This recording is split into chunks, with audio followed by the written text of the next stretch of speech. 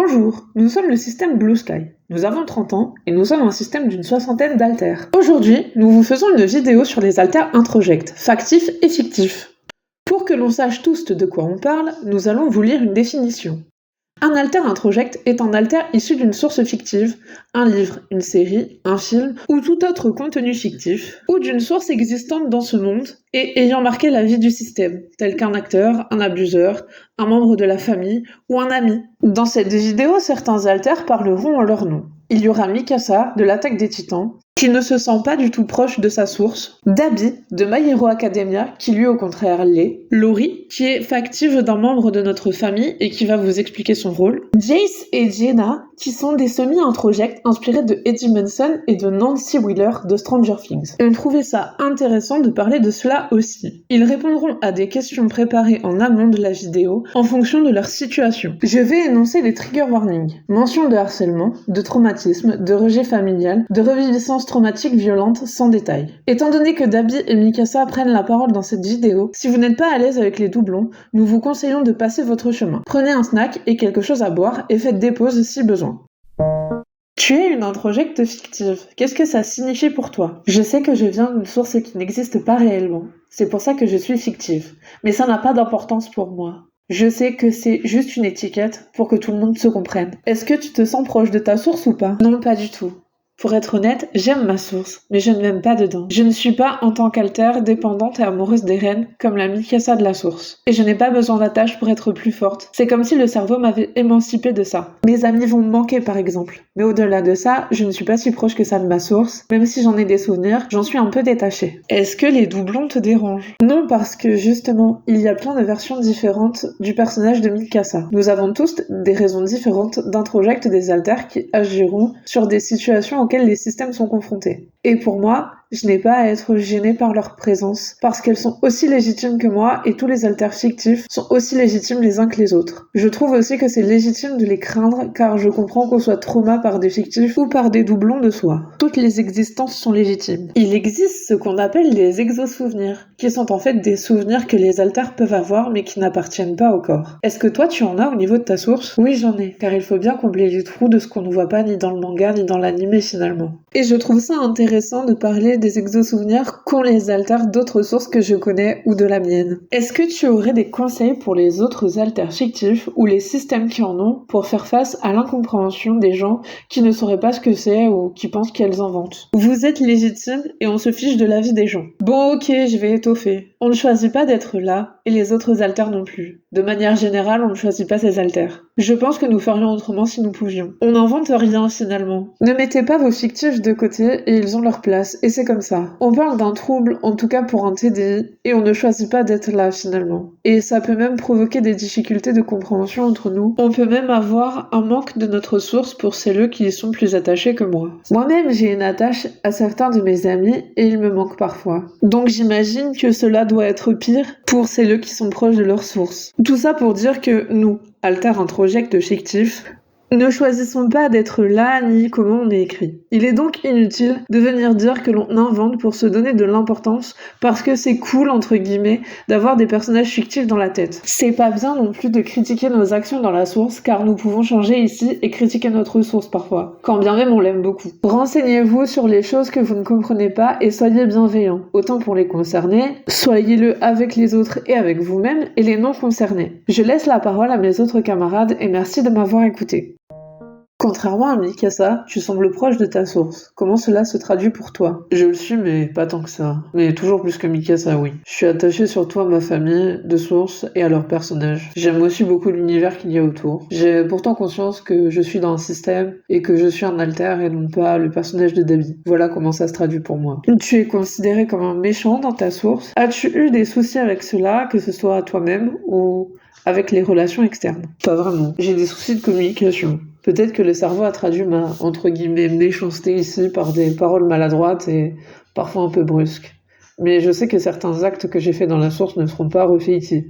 En externe, j'ai pas eu à beaucoup parler avec des gens. Le peu que j'ai fait, ça s'est toujours bien passé. Même s'il y a des gens un peu trop fans de moi, qui ont des pensées un peu inappropriées, si vous voyez ce que je veux dire. Est-ce que tu as des difficultés avec ce que tu es dans ta source et ce que tu es ici? Non, je sais que je suis un alter, mais bizarrement, j'ai plus de mal avec le manque de mes proches, et surtout de ce que font les fans avec ma source. Il y a des choses que je trouve trop bizarres et que je n'aime pas. J'ai du mal avec certains fans qui sexualisent les alters fictifs aussi, mais j'aime aussi ce que certains font de moi, je trouve intéressant d'avoir leur point de vue. Sinon, à part ça, je me sens bien, je sais faire la différence entre tout ça. Est-ce que tu aurais des conseils pour les alters qui sont comme toi, des méchants ou qui sont mal vus dans leur source? Juste de pas écouter les gens qui ne savent pas ce qu'on vit. Ils ne savent pas à quel point nous n'avons pas le choix, et comme l'a dit Mikasa, nous ne sommes pas responsables de comment nous avons été écrits. Cela dit, cela ne doit pas justifier de mauvais actes de notre part ici. J'ai dit plus haut que je parlais mal parfois, et que c'est la façon dont le cerveau m'avait créé. Mais je sais quand je blesse des gens et je m'excuse. Mais je fais attention à ne pas recommencer. Je conseillerais aux autres systèmes d'écouter leurs alters qui sont comme moi, et de parler avec eux si possible, et aux alters entre guillemets méchants de leur source, de nuancer et de ne surtout pas minimiser leurs actes grâce à leur source. Pour le reste, on s'en fout de la vie des autres. As-tu un rôle? Si oui, en quoi le fait d'être fictif et surtout d'être toi t'aide à gérer ce rôle? Je suis trauma holder, je porte des traumas bien particuliers du corps. Quand on connaît ma vie dans la source, ça a énormément de logique. Sachant que je suis arrivée dans le système à cause d'une reviviscence traumatique violente. Et la violence et la douleur dans ma source, je connais. Je peux peut-être un peu plus tanker que les autres, donc oui, on peut dire que oui, ça m'aide d'être moi et d'avoir un passé assez lourd. Tu es une introjecte factive.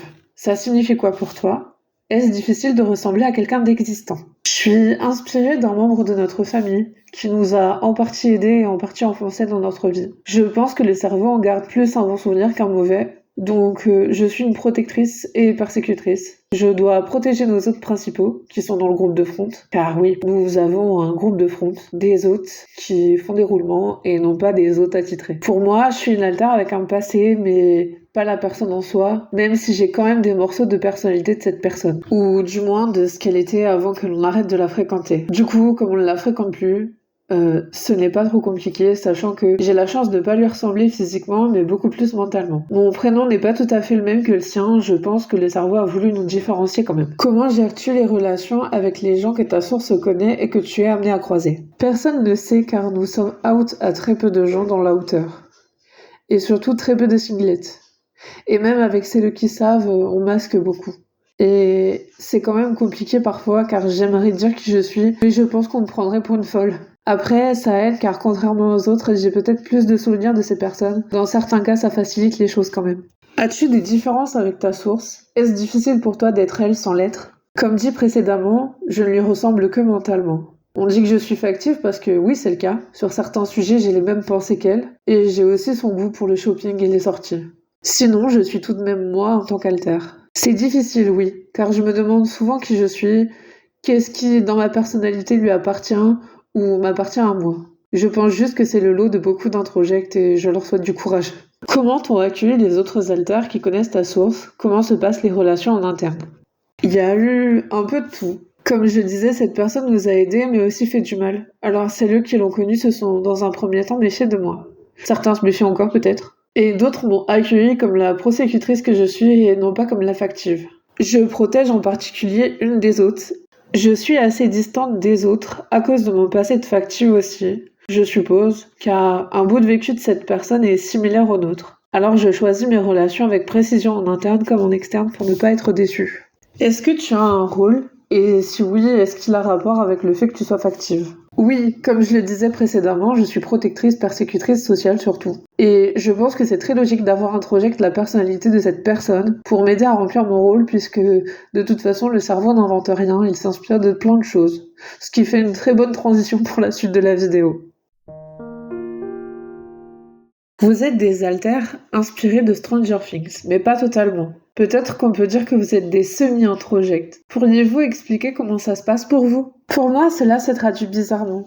Je suppose, car contrairement à Jace, j'ai des souvenirs de la source comme si j'étais Nancy Wheeler, et comme on adore l'actrice, j'ai aussi son physique. J'ai peut-être un peu plus de détachement avec la source que pourrait l'avoir Nancy, mais c'est tout. Moi, je suis un mélange de Eddie et d'un alter plus ancien, ce qui fait de moi l'un des memory holders du système. J'ai l'impression que c'est différent parce que je ne suis pas totalement Eddie. Je n'ai que des traits de personnalité venant de lui, notamment un goût pour le rock et le métal, ainsi que les jeux de rôle.